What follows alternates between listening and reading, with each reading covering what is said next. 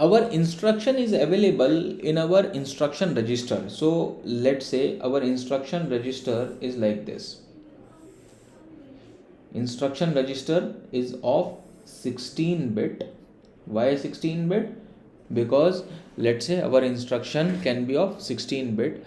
When we were implementing our small computer, we have assumed that our memory is of 4096 cross 16 bit.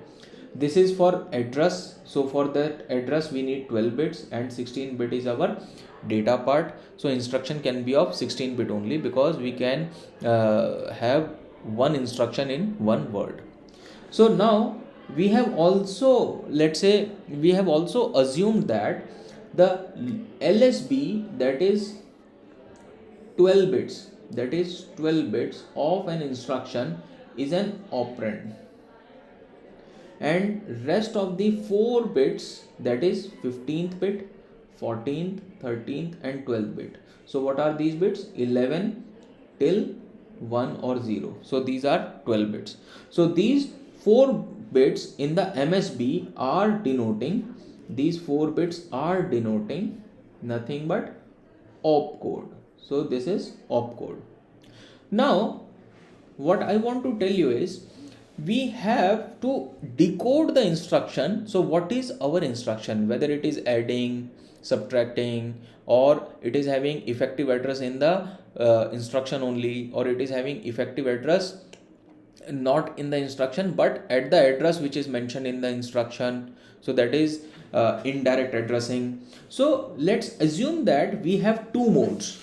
Let's assume that we have two modes. So what are two different modes? Let's say, what are two different modes? Let's say 0 means direct mode, and 1 means indirect mode.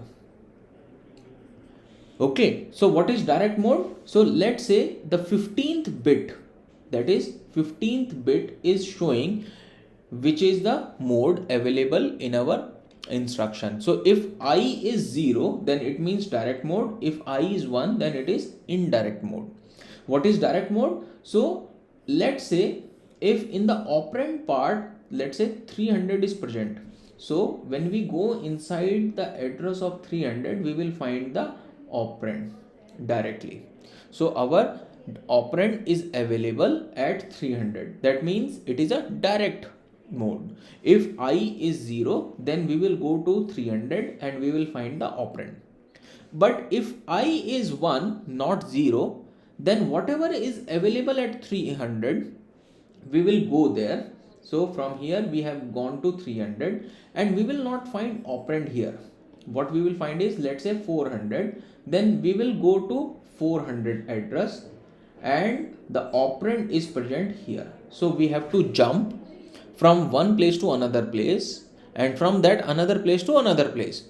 For that purpose, that is indirect mode. And how do we have to analyze whether it is direct or indirect? By using this I bit.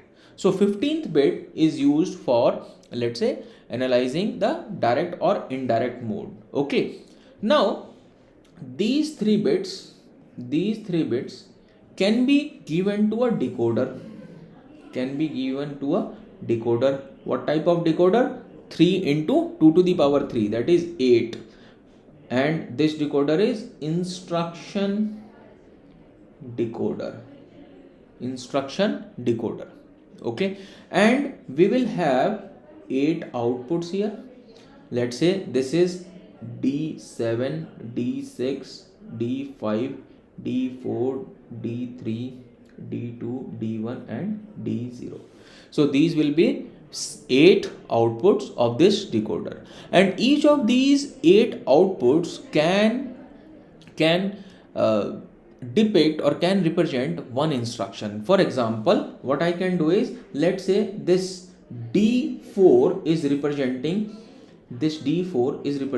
INCA, increment accumulator. So what I will do is, I will attach it to an accumulator increment part. If D4 is an increment accumulator, then I will design D4 in such a manner that it will attach to the increment line of accumulator. When we give signal to increment line of accumulator, obviously it will increment by 1. Okay, so this is how we analyze our instructions. I will come to analyzing the instructions one more time in a detailed manner. One more time, I am just giving you a summary kind of here, just to make you understand in brief. Now we have seen two things. One is instruction decoder, and another one we have seen is timing decoder. So now see, we have time 0, time 1. At time 0 we have to do some task, at time 1 we have to do some task, and those tasks are maybe interrelated to each other.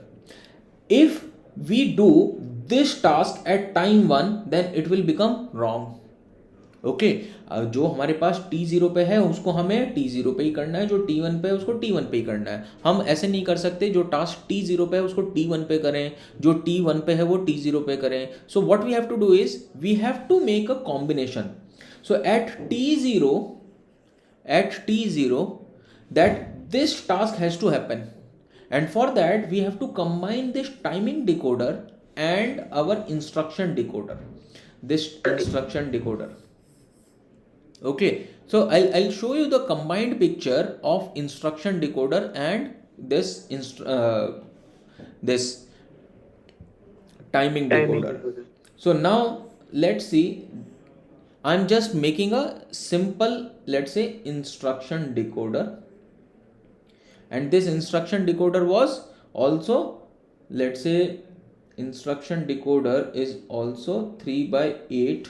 So we have 8 outputs here, and we have timing decoder,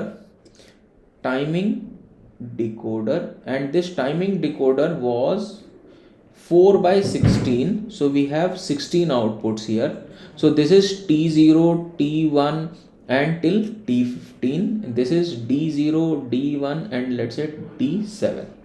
Okay, now we have something called control logic unit.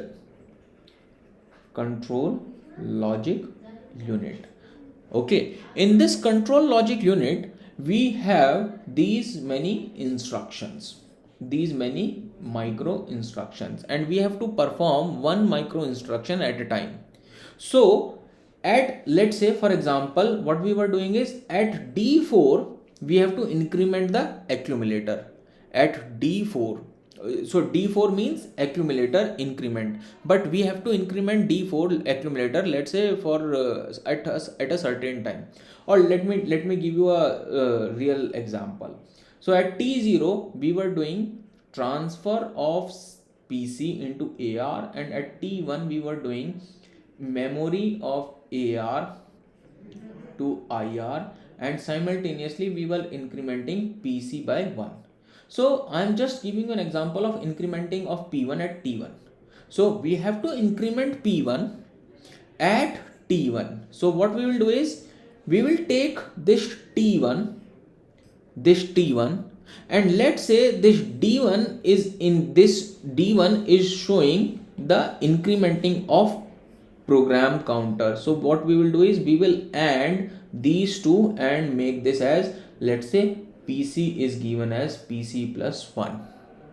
So this is how it works. For example, let's say we want to transfer the data of PC to AR.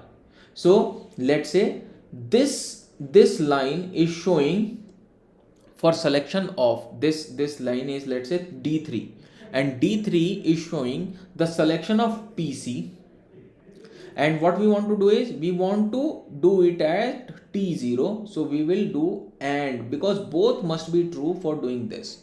So this is how we combine instruction decoder with timing decoder and generate a signal to make some micro operation. Okay,